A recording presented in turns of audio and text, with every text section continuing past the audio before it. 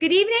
My name's Maya Ben-Rassam. I'm the founder of Green Amendments for the Generations, and I am simply here to welcome you all to our training webinar tonight and to very literally hand the podium over to one of our most powerful legislative champions for the New Mexico Green Amendment, Representative Tara Lujan, who is going to moderate the rest of the evening, keep us on track, get us all good information, get you what you need, and then get everybody on their way so they can get to work for the New Mexico Green Amendment. Representative Lujan. Thank you, Maya, and thank you for the incredible work that you've done across the states in getting the Green Amendment accomplished in a few of our states, and we're hoping to be the fourth that will take action on this. My name is Representative Tara Lujan. I represent House District 48 in Santa Fe, all encompassing Santa Fe County. Background, I've worked across our state, working to get people elected that represent a lot of our values, especially our values in environmental justice. And I'm happy to be amongst my colleagues who are champions and who are who we need right now in this time of importance, of immediate taking immediate action to reform and do the job that we need to protect our families and our state. So keep this really short. When I think about the Green Amendment, an amendment is the definition is a self-executing provision added to the Bill of Rights section of the Constitution that recognizes and protects the rights of all people. There's a lot of power in the effort of what we're trying to do in getting this amendment through. So I'm happy to be a part of it. Thank you again for being the leader and for all of our leadership here tonight. I'm going to just introduce one of our champions, Senator Sedillo Lopez, who is just, bar none, knows the information and knows the proceedings and knows the work and what is going on with the Green Amendment like no other. So I just want to introduce her and give her the opportunity to introduce herself and give us a little bit background on what she's doing and how things are going. Thank you, Tara. That was a really sweet introduction. I am really excited about the Green Amendment and all the momentum that has been building behind it. There are now 25, I think we're going to have 26 co-sponsors on the amendment. And what that means is there are lead sponsors. Representative Ferrari and I are the lead sponsors. She's leading it in the House and I'm leading in the Senate. And then we have kind of leads among those sponsors, and then a lot of people who want to be part of history and get their name on this amendment. We did this with the abortion bill. Every single Democratic senator signed off on the abortion bill. And so that just makes me so excited to see that momentum. And then we have so many grassroots organizations that are behind this bill. And what's exciting to me is that everybody sees the potential of this amendment in this really difficult time of climate change and how climate change is going to affect our state. And I believe it's going to be water, where our region is going to be affected by drought. And we need some constitutional guidance. Then that will guide the legislature in its job, all of the governor's office, the state agencies, and all of the political subdivisions in protecting our environment, our air, land, water, flora, fauna. That's so important right now. And I believe it's going to change the conversation in the Roundhouse. When we put this on the ballot and when it succeeds, and I predict that we're going to win 60% of the votes in favor of it, when it succeeds, people are going to know the people are demanding this. The people are demanding clean air, land, water, and they believe that it's the government's responsibility to move for that. So I'm really thrilled and honored to be here, and I'm happy to answer any questions. I decided to just come here and be excited and enjoy this, but I'm happy to get in the weeds. Anybody can call me and talk to me about any questions, and I want to commend my co-leader in this, Representative Ferrari and I will meet with anyone who has any questions about this. We've been meeting diligently, and we have another meeting tomorrow with legislators who have questions. And we're here to answer them. But if you read Maya's book and if you read the cases that have been brought under the Green Amendment, you'll know that this is something we need in New Mexico. So thank you. Thank you so much for being here. And thank you for championing this amendment. Thank you, Senator. And like you gave the very good lead into our next leader on the House side, and that is our Representative Joanne Ferrari. Joanne really brought me into the loop of what was going on with the Green Amendment last year. As I became a member, I'm a new member. This will be my second regular session. We're going into 2022, but I came in June of 2020 as a new representative, and Representative Ferrari heard me, getting involved when we were talking about the environmental issues and having public comment when we were looking at the methane rule. And she humbly just texted me and asked if I'd be involved in this. And I said, absolutely, 100%. Thank you. And she asked, what do you know about it? And I said, yeah. And I gave her a few information pieces that I knew about the Green Amendment that I had been studying myself. And so I was all on board right away. And I just want to thank you, Representative Ferrari, for providing me the opportunity to be involved and as we move this forward. And so without further ado here is Representative Joanne Ferrari. And please tell us how you're working on this and some of your background and bio with the subject. Oh, sure. Thank you, Tara. And as a freshman, you've been not a freshman. You are very up to date on all of the environmental issues that we're facing in our state. And I really appreciate your astuteness and willing to jump in and work on this so ferociously with us. Yeah, the reason we need the Green Amendment so desperately right now is because we're at a pivotal moment for environmental protection and justice in New Mexico. And we're facing challenges to the quality of our water from threats like from the fluorinated substances, PFAS, and their contamination, and also the quantity of water that's available for drinking water, and the ecosystem support, and business operations of all kinds. We have to have these protections. Wildfires in our own state or from other states, as a growing climate crisis, air pollution in our urban areas, and also around fossil fuel industrial operations is another reason we need the Green Amendment. We have other health, safety, and economic threats to water, air, and natural resources that are essential to New Mexico and our communities. And I believe this resolution will help us provide critical, missing, and needed protections. And of greatest importance, passage of the proposed amendment through our legislature,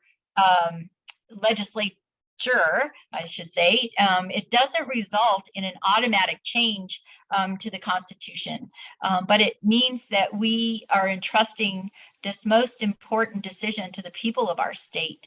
And the Constitution belongs to them, and it's just and right that we're giving New Mexicans this opportunity to decide. So those are all the reasons that I think are going to make it so that we can pass with all of your support to pass this through the legislature and get this amendment on the next ballot in 2022 and make sure that the people can decide. And it's so important that as one of maybe the fourth state, because we already have Pennsylvania, Montana, New York just passed it. And so as we grow the many states that can have their own Green Amendment, we will put the pressure on the federal government to have our own national Green Amendment to protect our environment for all of our states. So thank you all for being here. Thank you, Representative Ferrari. And I just want, we have another champion here amongst us from the Senate. And, the term environmental justice comes directly to mind when I think about the Green Amendment. And environmental justice being, the definition is the fair treatment and meaningful involvement of all people, regardless of race, color, national origin, or income, with respect to the development, implementation, and enforcement of environmental laws, regulations, and policies. So we have our chairwoman here from economic development, and she has been leading a lot of the discussions when we're talking about environmental justice issues, and that is Senator Carrie Hamblin. Senator, can you talk to us about your involvement and perspective in the Green Amendment? Thank you. Can't hear you yet. Thanks. Right. It's the common thing of it's continuing from 2020 is you're muted. Thank you so much, and I appreciate this opportunity, and I appreciate being amongst such a great group of people who are really working toward making sure that our communities throughout the state have a voice in demanding clean air and water and food and land. Because it's something that we deserve. It's not something that is a right that is a privilege, I mean. And, with the Green Amendment, it's certainly something that with the Economic Development and Policy Committee has been in discussions when we talk about blue hydrogen. However, in my job during the day as the CEO and president of the Las Cruces Green Chamber of Commerce, we talk about the importance of protecting our air, land, and water. In the summer of last year, the Doña Ana County Commission issued a proclamation on Green Amendments for New Generations Day to really adopt the Green Amendment.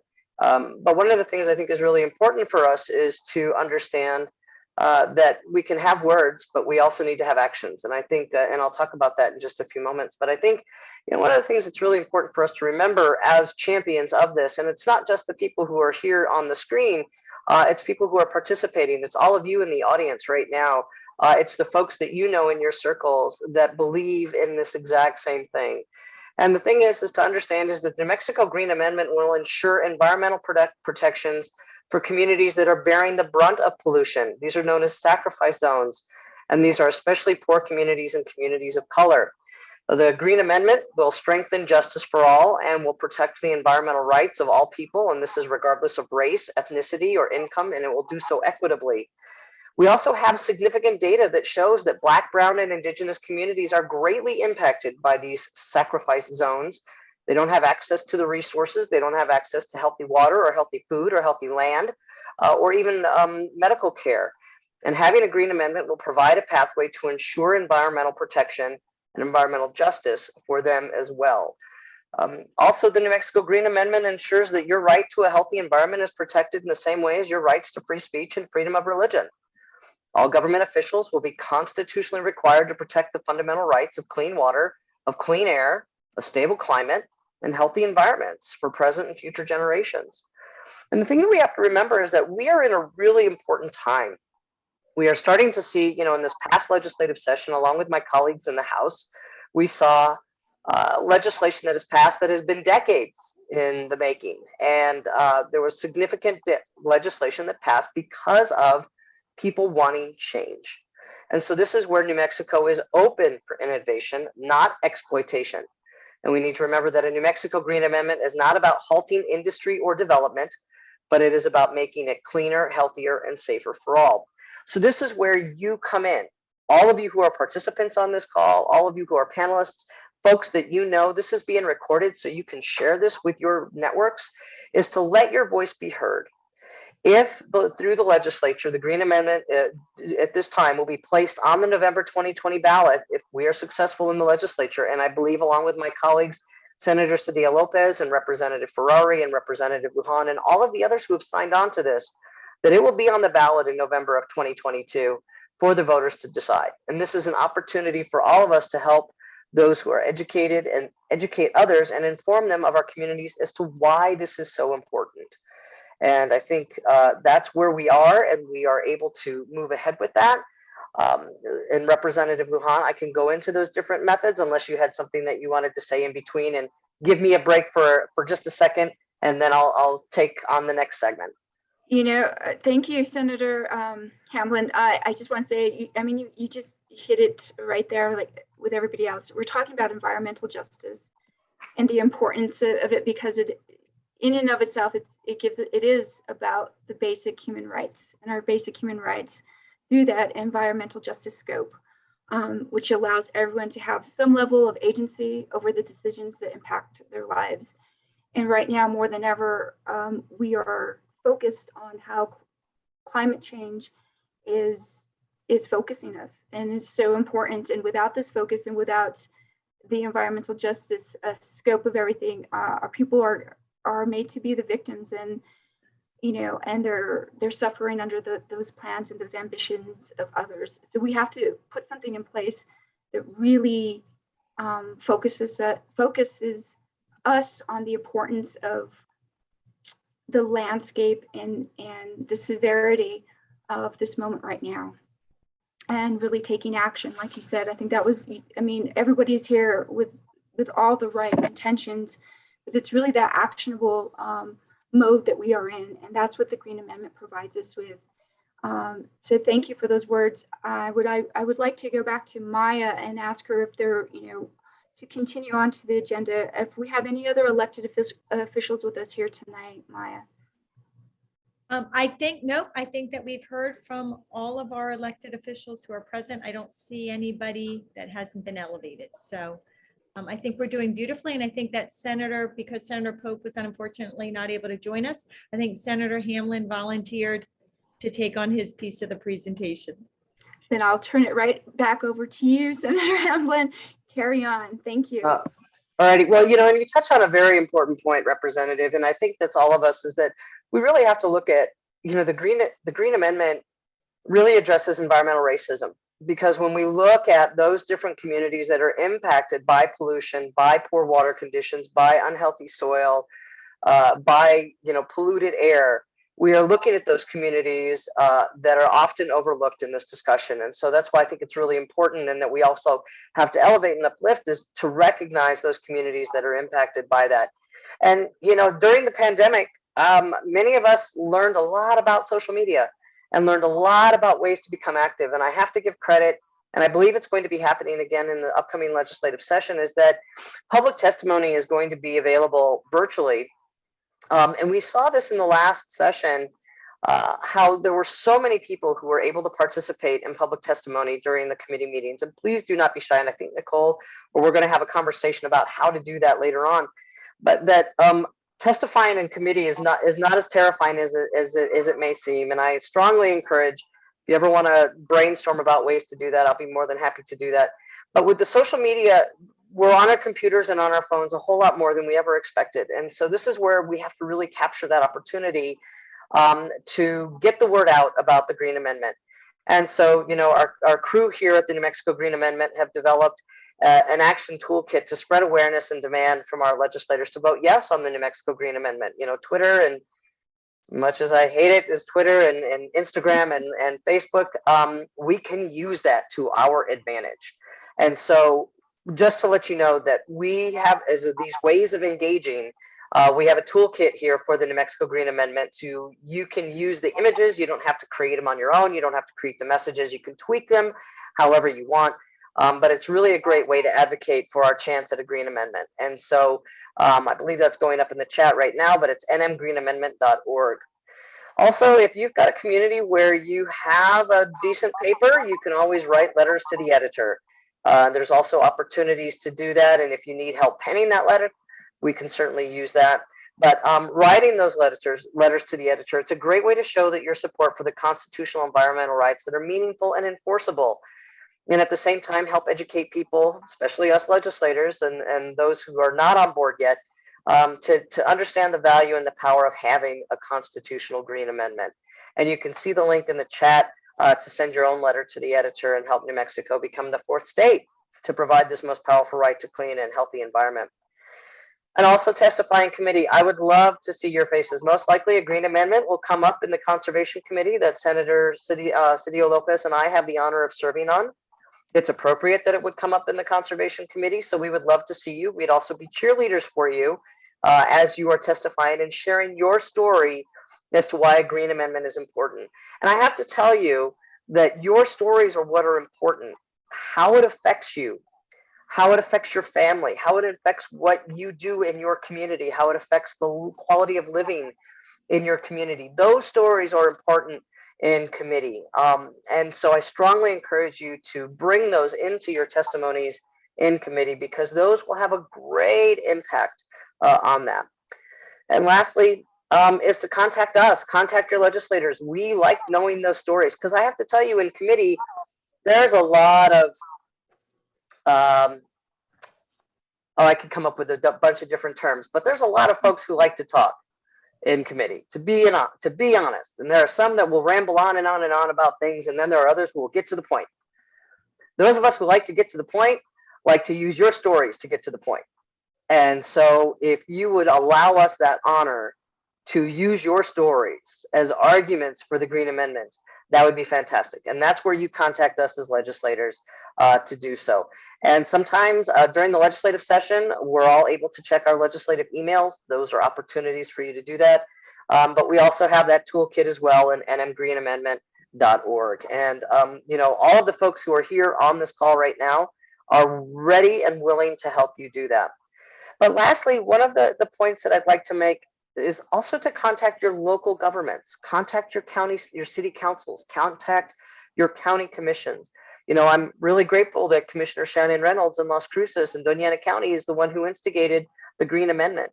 And it's folks like that. Find your champions in your city councils and in your county commissions and get them to spearhead those things. And even if it's just a proclamation, it may seem like it doesn't have an impact, but I can tell you it has an impact. Because what it does is it starts bringing this collective argument, the strength in numbers of showing how many people are in support of a Green Amendment. So I strongly encourage you to do that as well. Myself and Senator Sedillo Lopez and Representative Ferrari and Representative Lujan and all of the others who are part of this effort to make sure that New Mexico is the fourth state to establish a Green Amendment are all willing to help you. So there are a number of ways to do that. We certainly have a little bit of a time limit here today, but if you'd like to reach out, you can certainly do so and reach out to us, and we'll be more than happy to help you. And I know that Senator Sedillo Lopez and I can't wait to see your faces in conservation testifying on behalf of the Green Amendment. So thank you, Representative Lujan, for letting me bogart so much time. Well, I think you covered so much, and all of us have, and the work is just really not finished. But I just want to reiterate, we're here to inform, engage, and change. And that is the message for tonight. And I want to next recognize our champion organizations on this important the important efforts that they're helping us with their involvement and their messaging and doing the information and engagement portion so that we can have that change. So we have Southwest Native Cultures, we have Terry Sloan. With Ole tonight, we have Nancy Sauceda and Indivisible Albuquerque. I don't know if Paul is here, but Paul Saunter. And with Adelante Progressive Caucus, Cheryl Harris, but also Athena's here with Adelante as well. And Environmental Justice Caucus is Athena. Krista, you're going to have to say your name to us when Athena, when I'm done. I'm so sorry. But I love it. I love your last name. I know what it means, but it's hard for me to pronounce. New Mexico Environmental Justice Law. We have Dr. Virginia Necochea and Eric Jantz. And Eric is with us tonight. And I see Molly Ann's here. Molly, if you want to just give a quick reference to if you are within an organization. And Athena, please correct me in the correct pronunciation of your last name. I'll just quickly say I'm Molly Atz. I'm with Green Amendments for the Generations. Thank you. So I think Terry is not here. He wasn't able to join us in the last minute this evening. So I think that means that we go to Nancy. All right, wonderful. Thank you for having me. My name is Nancy Sauceda, and I'm the climate justice organizer here at OLE. So I'm very excited about the significant changes that a constitutional amendment would mean for New Mexicans, like it's meant for folks in 3 other different states. I really want to echo what Senator Havlin had to say about, disenfranchised folks and the way that climate justice affects people all around the world and absolutely in our state of New Mexico. So I think for me, the most important piece of working towards this amendment and making it a reality is equity, right? And how we can bring an equity framework into our conversations, into our organizing. So folks of color, Black folks, tribal communities, no or low income folks often don't have access to clean air, water, or lands. We know this is systemic, it's not an accident. So, this can really be the thing that can cement these rights for people and for all of us, right? So we need to make sure these folks are not only included in the conversations, but they're actually taking the lead in thinking through this legislation. So yeah, I'm excited to work towards making this amendment a reality in New Mexico, and I hope that everyone here on this call can join us in taking action tonight. Thank you.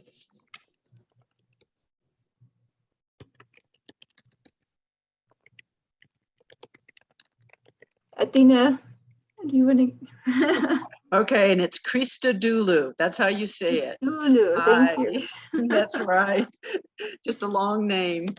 Hi, my name's Athena Christodoulou, and I tonight am speaking on behalf of the Environmental Justice Caucus. Just a little bit about us. We were formed just this year because we aim to avoid climate catastrophe. We're working in a unified manner from grassroots to state leadership, because climate action is environmental justice. And we need to change the paradigm. We need to transition our catastrophic fossil fuel life to renewable energy and a sustainable and fair economy, which begins with a green amendment, because it supports our right to life on Earth, since we all need clean air to breathe, clean water to drink, and clean land for healthy food. I am also speaking on behalf of my granddaughters who are BIPOC. Let's be frank, those against the amendment are pro-polluter. We urge all legislators, no matter whether Democrat or Republican, to vote yes on the Green Amendment. We're all human. We ask you to pass this legislation and give the people their say. Pass the Green Amendment and give the people their vote. And finally pass HJR 2, House Joint Resolution 2, Environmental Rights Constitutional Amendment this year, and give future generations the right to life on Earth.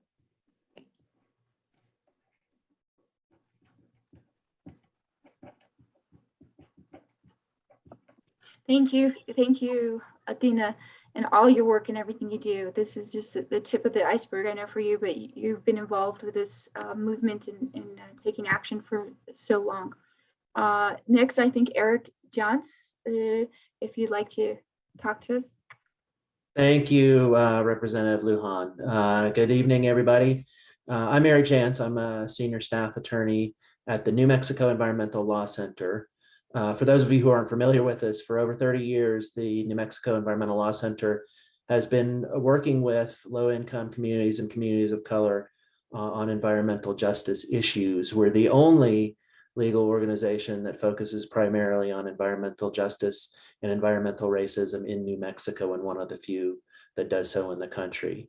So from the perspective of an attorney who practices in this area, the typical trajectory of a situation where polluting industry moves into a low-income community or a community of color is that folks have to organize themselves, go into an administrative proceeding before an agency. After that, they go into an appeal before a board who's affiliated with the agency usually, and then they can appeal to the courts. And each step of the way involves a tremendous number of resources, both financial and technical. And you have to have lawyers, you have to have technical experts. And by the time you get up to the court system, you have this enormous record that's very technical, that's very dense. Judges typically aren't technical experts, they're lawyers like me. And they typically throw up their hands and say, well, we're going to defer to the agency's judgment on this. Meantime, industry is often lobbying the agencies very hard, very aggressively. They're oftentimes working on the electeds who oversee the agencies. And so this system that we work under right now reinforces the existing power structures. The Green Amendment is going to put the power back in the hands of the people where it belongs, right? And it's also going to give judges the ability to listen to the people in language they understand, the language of civil rights and human rights. So in the tradition of Board v. Brown, Board versus Brown, Brown versus Board of Education, Roe v. Wade, those are the kinds of cases that the Green Amendment, in my view, are going to spin off. Thanks. Yeah, well said. Well said. Thank you for ending with that, because this is a pivotal time in history that we are making, and it happens in their courts, and just that is the whole, the perspective of what we're trying to accomplish here. I want to next introduce Cheryl Harris. She's the chair of Adelante, and Adelante, along with a Democratic Party of New Mexico, our state party, has ensured that we have and addressed and included the Green Amendment on our platform as Democrats. And I'm speaking as a Democrat myself too, but that is the importance, and that is a measure that we needed, and they took action there. So Cheryl, can you give us some more background, please? I'd be happy to. We've been around since 2018, and actually our caucus is a little different because we were formed to try to reform the Democratic Party, both internally by getting people active in the party that were progressives, getting some of you elected to the legislature. We want progressive younger legislators and progressive older legislators. And we did that for the last couple of years. We have been an active partner in getting some new faces in the legislature. We want to see the party reform and become a better party. But we also were asked, simply because of our caucus position, we also had the opportunity to be advocates for a lot of positions. And the Green Amendment and climate crises is in the environment were certainly the top thing that I think most of us in our caucus wanted to weigh in on. And so we adopted we became big supporters of the Green Amendment 2 years ago at the very beginning, when Senator Sedillo Lopez was first working with Maya on it. We've been there. We helped the Environmental Justice Caucus get formed, and they basically followed a lot of our organizational setup to make it quicker and easier for them to get going to do what they wanted to do. So we have a lot of partners working with us now, and we are all there to support the legislators that are supporting the Green Amendment and to help you in any way we can. I can tell the audience out there, it's easy to talk to the legislators. There's only a couple that are a little bit mean and squirrely. Most of them are wonderful people. And so log in to those Zoom meetings and sign up to speak.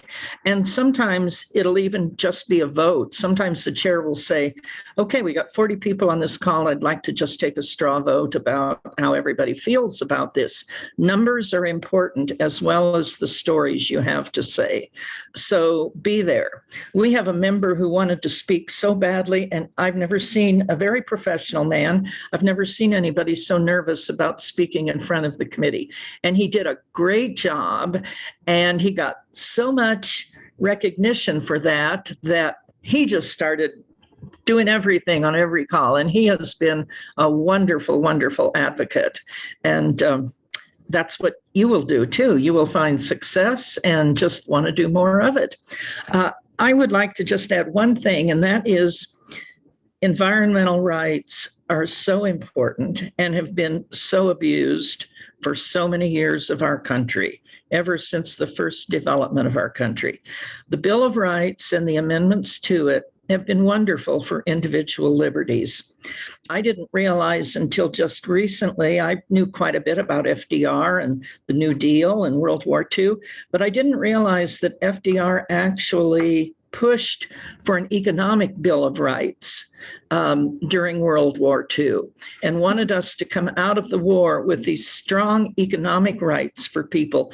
They're all the things that are in the Build Back Better bill now: free higher education, job security, a healthy way to retire, health care. All those things were in his economic plan, but of course it never came to fruition.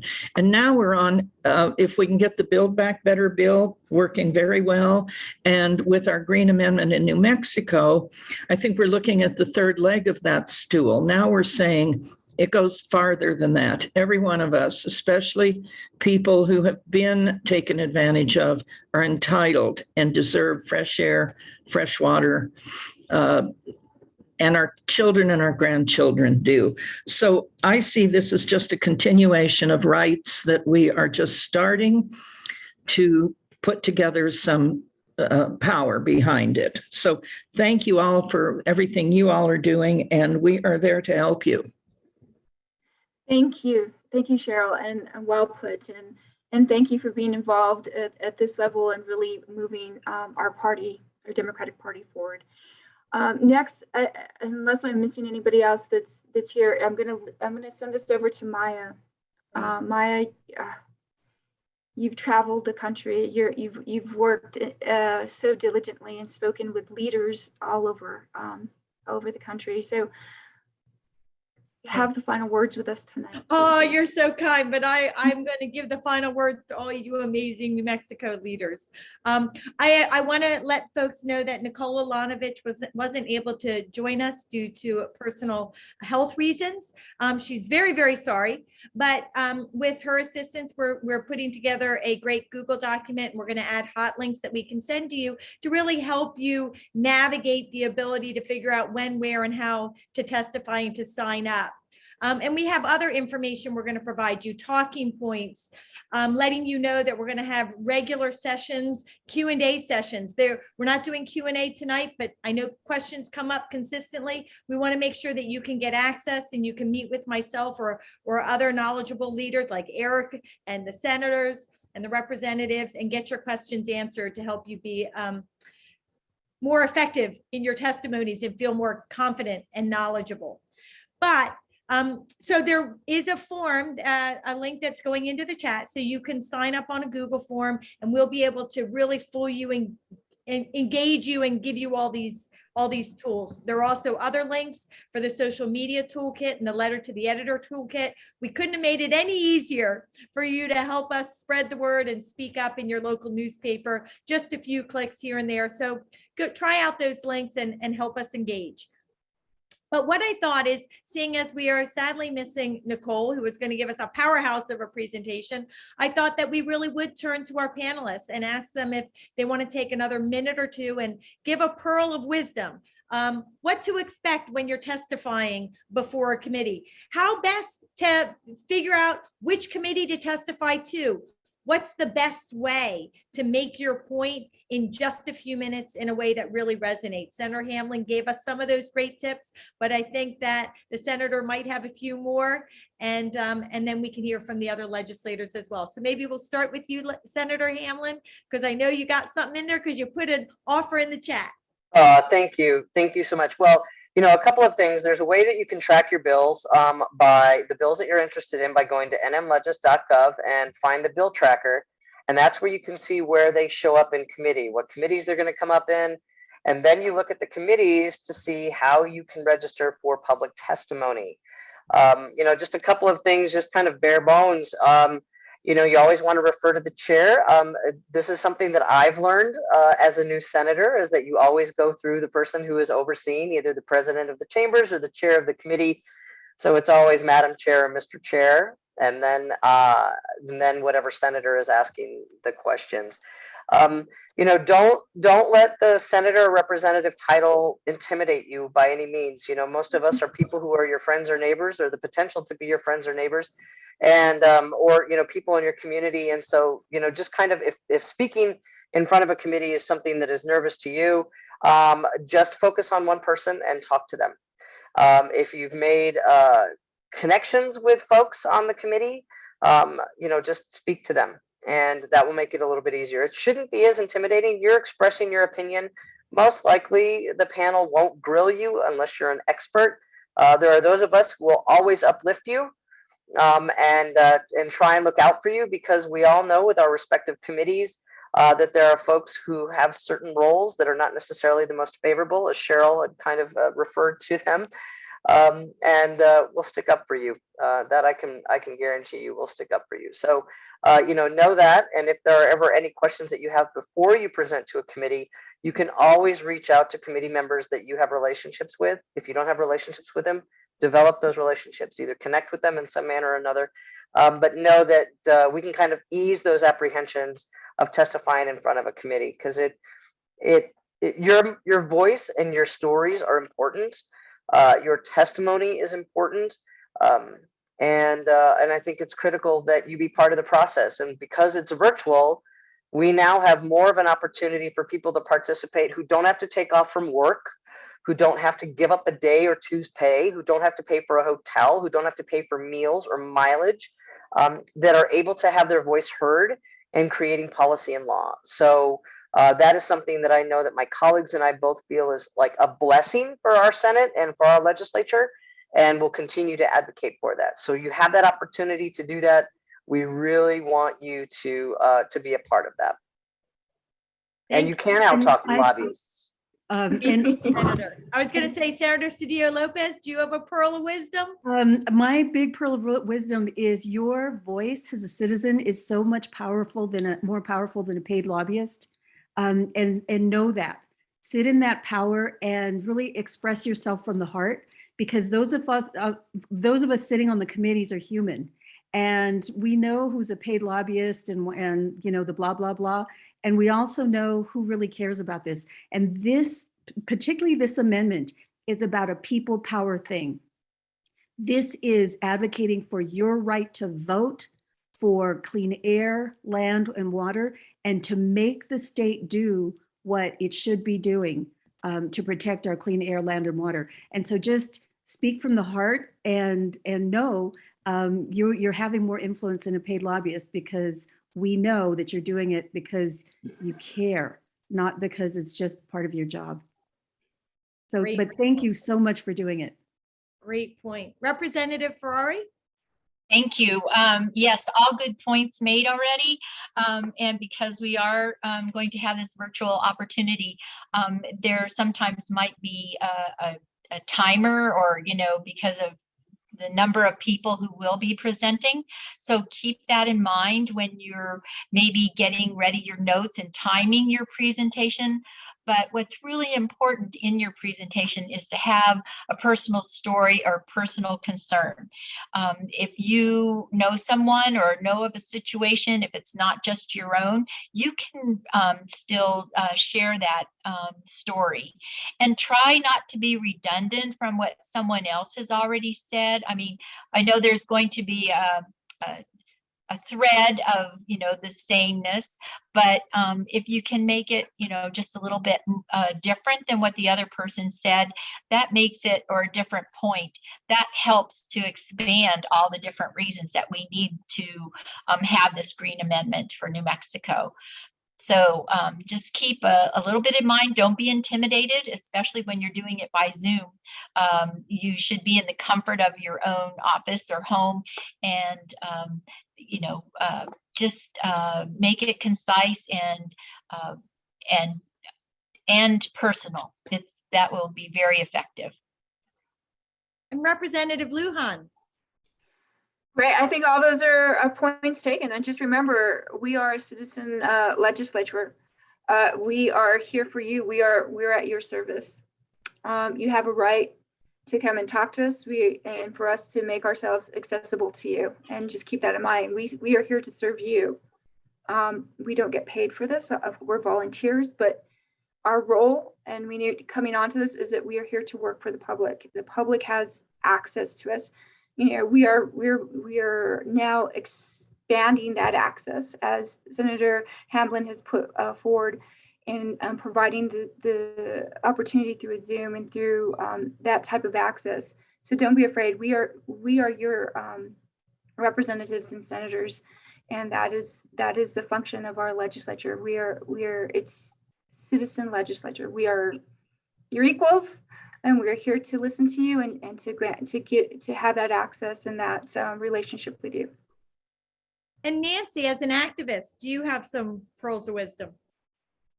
Absolutely. You know, state your opinion. It's really important to share stories. You know, personal experiences weigh a lot. Yeah, and just speak from the heart, right? It's like folks who are supposed to listen to us are supposed to represent us, and you should take that to heart. And as an attorney and somebody who's, oh, sorry, Nancy, did you want to add something? No, that was me. Go ahead and Oh, I'll jump in after you're done. Okay, I was gonna say, Eric, as an advocate for others all the time, do you have some words of wisdom? Yeah, I think I just echo what everybody here has said. I mean, everybody knows, all the legislators know when a lobbyist or attorney is standing up to talk, right? We're paid to talk pretty, right?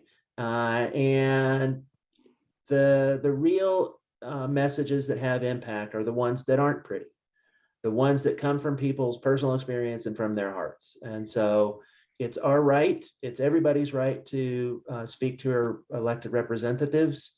And you know, if it doesn't sound great, it doesn't matter. Mm-hmm. Athena? I dropped it in the chat. Attend House committees. Last year, all the committees took a poll for each bill, and numbers count. And that means even if you don't want to talk, you can still make a difference. So get on call to action emails, as well as if you do decide to speak, remember that data tells, but emotions sell. Terrific. And Senator Hamlin, you had something else you were going to cover? Yeah, there are a couple of, just I can answer in the questions, even though I know we weren't taken. You know, the main opponents of the legislation, I think there are some that are kind of givens that we know are going to be doing this. I think the key in this is to get other legislators, give them the support and the encouragement and the background so that they can jump on board as well. So I don't necessarily look at, like, especially a lot of my Democratic colleagues, that they're opposing this.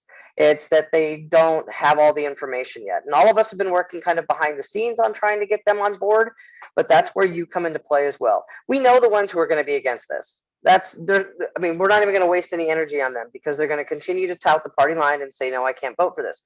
However, there are those of us and there are those folks that we know can support this. And it's where you as a constituent can come into play and rally them and give them the support and your feedback and your opinion, and as your constituent, why they should support the Green Amendment. So really just give them all the numbers that they need, as Athena was talking about, that they can say, okay, I can support this. And I think that's really the key. And the other question, I don't know if it will come up in judiciary. I think there's a possibility it will. And so you know who to target in that. Yeah.